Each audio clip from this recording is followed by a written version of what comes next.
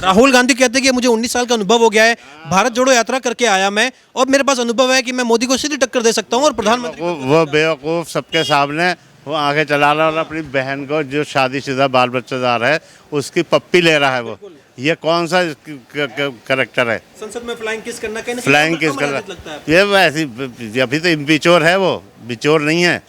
और प्राइम हाँ मिच्योर नहीं है कहीं। भाई मिच्योर आदमी ऐसे पप्पी करेगा? सगी बहन को भी पप्पी करेगा ऐसे? अपनी बीवी को या किसी अपनी बेटी छोटी बच्ची हो तो चलो कोई बात नहीं, छोटी बहन है कोई बात नहीं, और सबके सामने इतने बड़े उसमें सामाजिक मंच में वो पप्पी कर रहा है अपनी बेटी बहन को। ये कितनी बुरी बात है, नासमझी की बात है। उसका नाम सही पप्पू रखा है, इसीलिए लोगों ने सही में नाम पप्पू रखा है, पप्पू ही है वो। ये सब विपक्ष की मार है, सब विपक्ष ये सब ऐसे ही रह जाएंगे और मोदी जी फिर आ जाएंगे और मोदी जी रहेंगे। और बीजेपी मेरे ख्याल में तो आगे अगली बार तो इलेक्शन भी नहीं होंगे, इलेक्शन भी ख़त्म हो जाएंगे होने।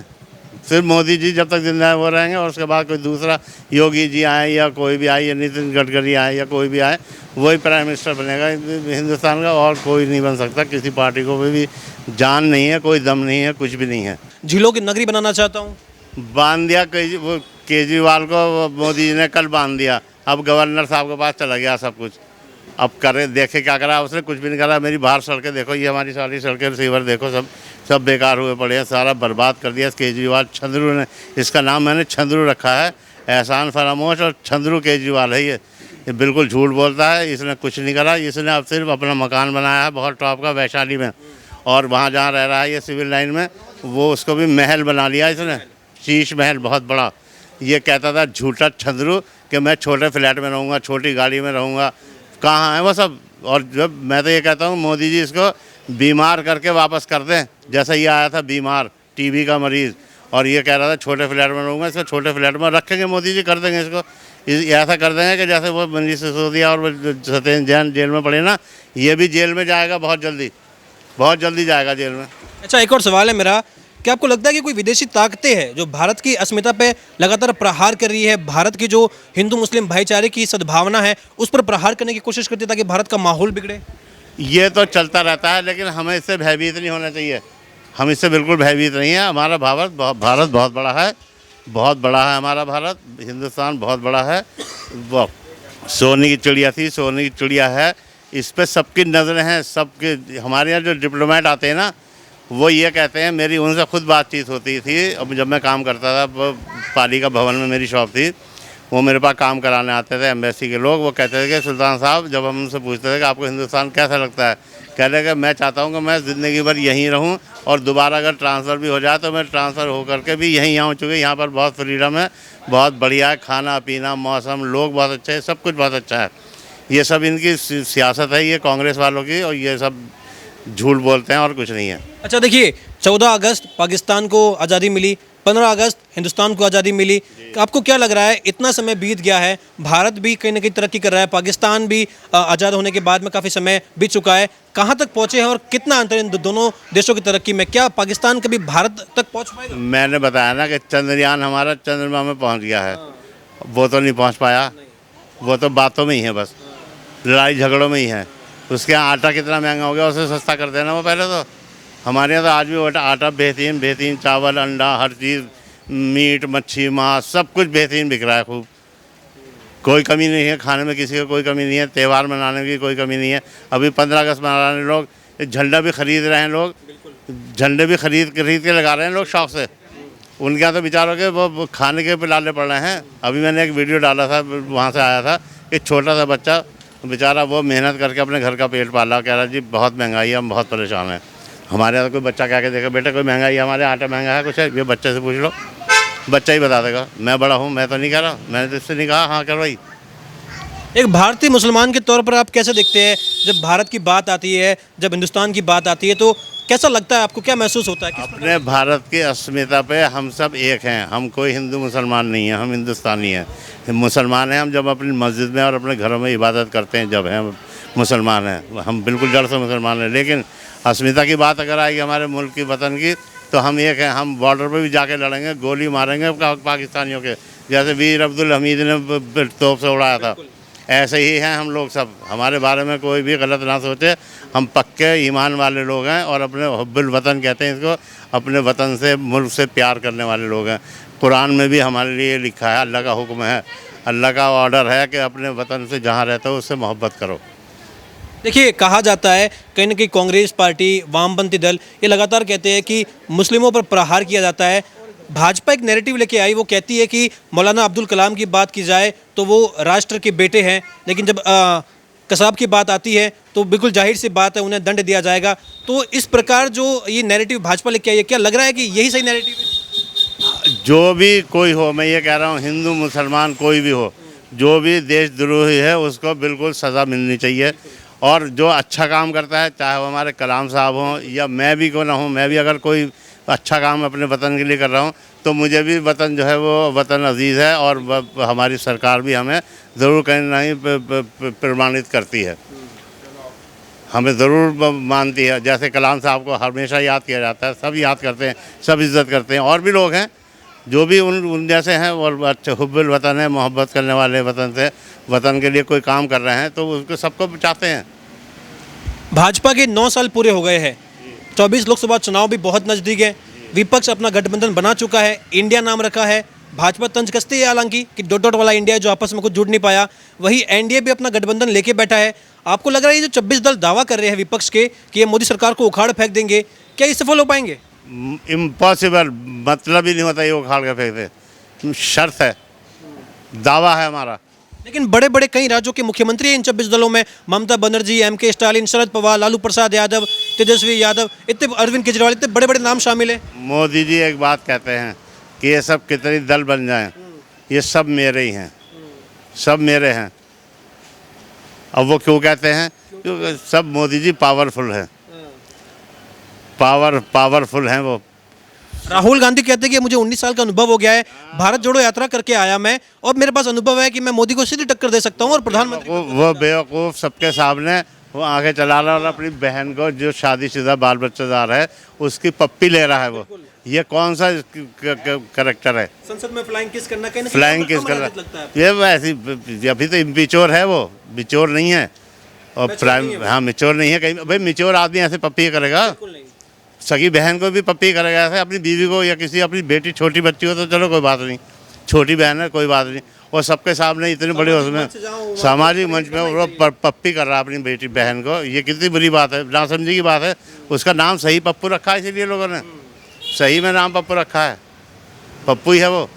अच्छा, ये जो 9 साल का कार्यकाल खत्म हो चुका है, कहीं ना कहीं अगर मोदी सरकार रिपीट होती है तो ये ऐतिहासिक जीत हो जाएगी। इंदिरा गांधी से पहले ये कारनामा कर चुकी है, आपको लग रहा है ये जीत पक्की है? ये जीत पक्की है। भाई मैं बताऊं, मैं मुसलमान हूं, मैंने 4-5 साल पहले मोदी जी की जब पार्टी 5-6 साल पहले जब ज्वाइन की थी, इस केजरीवाल छद्रू को छोड़ के इसलिए छद्रू ने बर्बाद कर दिया। पहले आप आम आदमी पार्टी से जुड़े हुए थे? हाँ, पहले मैं कांग्रेसी था बचपन से और उसके बाद हम इससे जुड़ गए थे छद्रू से। इसके बाद मतलब उसमें आ गए थे बहकावे में कि हाँ हम जो है वो इनकलाब लाएंगे, हम दिल्ली को पेरिस बना देंगे और हम सियासत नहीं करने आए हैं और हम जो इनकलाब लेके आए हैं। तो हमने कहा भाई पता नहीं, देख लो इसे कैसा ही है, मौका मिलना चाहिए। 1 साल रहा मैं इसके साथ, 1.5 साल ज़्यादा, और फिर मैंने यहाँ अपने ओखला हेड पे 3 दिन का धरना देकर इसको जलील करके छोड़ा और उससे मैंने फिर बीजेपी ज्वाइन की। बीजेपी ज्वाइन करने का मतलब यह है कि मोदी जी ने मेरे कहने से, मैं एक कार्य करता हूँ छोटा सा, मेरे कहने से वो काम कराए हैं मेरी कौम का, और मैंने कह दिया था देखो मैं बीजेपी ज्वाइन कर रहा हूँ तो मेरी कौम के काम होना चाहिए, मैं अपना कभी कोई काम नहीं कराऊँगा, ना मैं कराऊँगा ना मुझे कराना है।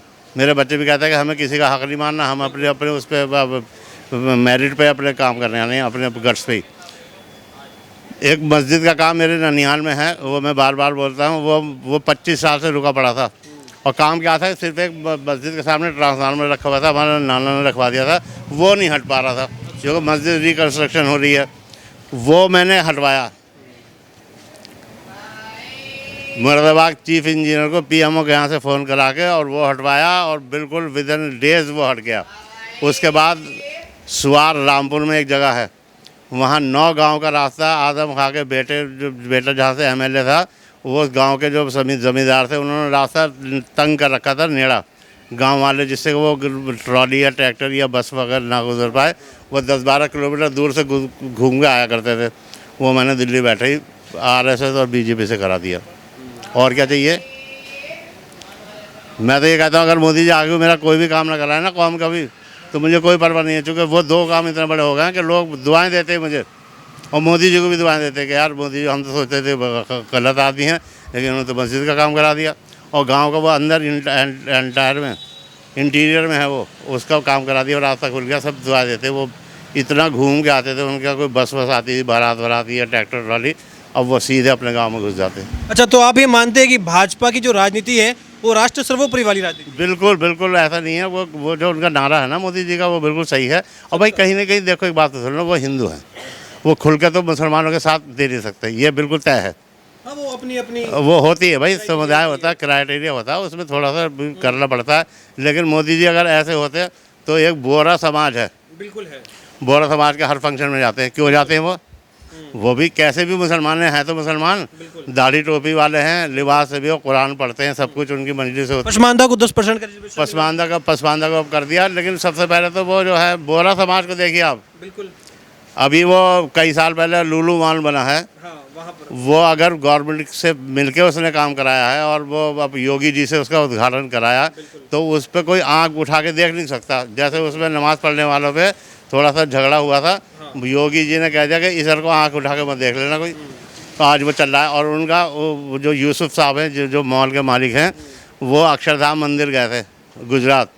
उनका वेलकम ऐसा हुआ है रेड कारपेट पे, और बैंड बजा के, और उनको जो वहाँ के जो धर्म गुरु हैं, उन्होंने उनको गले लगाया और उनकी सारी बात सुनी। उन्होंने दीन की दावत दी उनको, अल्लाह, नबी, कुरान, तीनों चीज़ बताई और इस्लाम के बारे में समझाया उन्हें, और उन्होंने उनको गले लगाया और उनकी सारी बात सुनी। उनको बेहतरीन लंच भी कराया अपने साथ। और क्या चाहिए हमें? ये खूबसूरती है हिंदुस्तान की। ये खूबसूरती है, यही हमारे जो ये हमारा वो है गंगा जमनी तहजीब और गुलदस्ता, इसी को कहते हैं। अच्छा, हाँ, मेरा एक और सवाल है, आखिरी सवाल ही रहेगा आपसे कि कहीं ना कहीं जब बात आती है मुस्लिम युवाओं की बात आती है, तो क्या आपको लग रहा है कि बीजेपी के राज में या मोदी राज में उनका भविष्य बेहतर है? सबका बेहतर है। सबको जो जिसके अंदर जितने गट्स है ना, उसको नौकरी मिल रही है। आजकल तो अमेरिका में भी रिसेशन आया हुआ है, मेरे भाई गए हुए हैं, वो जॉबलेस हैं वहाँ। लाखों लोगों को कंपनियों ने निकाल दिया है, बड़े बड़े पुराने वालों, पुराने लोगों को, 20-20 साल पुराने लोगों को कंपनियों ने निकाल दिया है। मेरा एक भाई न्यू जर्सी में है और एक वाशिंगटन में है, पढ़ने गया था, वो पढ़ने गया वो भी, और पढ़ चुके हैं, लेकिन नौकरी नहीं मिल रही उन्हें। वो कह रहे हैं हम कूड़ा उठाने को भी तैयार हैं, लेकिन नौकरी नहीं है। पुराने वाले कह रहे हैं हम उठा लेंगे कूड़ा, जो 15-15, 20-20 साल से अमेरिका में रह रहे हैं, चूँकि वो आना नहीं चाहते। वो चाहते हैं कि भाई हमें जो तरक्की कर रहे हैं वहीं से करते रहें, क्योंकि फिर यहाँ वालों का हक माना जाएगा नहीं। हम यहाँ आ जाएंगे तो यहाँ किसी को नौकरी मिलनी वो मिल जाए और हम वहीं लगे रहें। तो वो अमेरिका भी बहुत बुरा हाल है। ये नहीं कि हमारे हिंदुस्तान में इस टाइम जो है जो जॉब नहीं है, जॉब पूरी दुनिया में जो है बुरी हालत है। क्राइसिस है, जॉब क्राइसिस पूरी दुनिया में है भाई, पूरी दुनिया में है इस टाइम। तो आप ये कहना चाहते हैं कि कहीं ना कहीं मोदी राज में राष्ट्र जो है वो प्रगति की ओर अग्रसर है? भाई ये समझिए आपके, वो हिम्मत नहीं हारे। पहला चंद्रयान जो गया था वो क्रैश हो गया था। मोदी जी ने क्या कहा, रो रहे थे मोदी जी। मोदी जी ने कहा था कि नहीं परेशान मत हो, हम तुम्हारे साथ हैं, सरकार तुम्हारे साथ है, मोदी तुम्हारे साथ है, तुम दोबारा तैयारी करो। उनका हौसला बढ़ाया और वो हौसला बढ़ाया और वो अल्लाह ने उनको कामयाब भी करा। अल्लाह ही है सबको लाने वाला, कामयाब करने वाला। अल्लाह एक ही है, दो नहीं है। भगवान और अल्लाह और गॉड ये सब अलग अलग नहीं है, एक ही है। अल्लाह हम अरबी में कहते हैं, आप लोग संस्कृत में भगवान कहते हैं या हिंदी में, और अंग्रेज़ जो है इंग्लिश में गॉड कहते हैं। एक ही है, वो सृष्टि का रचयिता एक ही है और सबका है वो।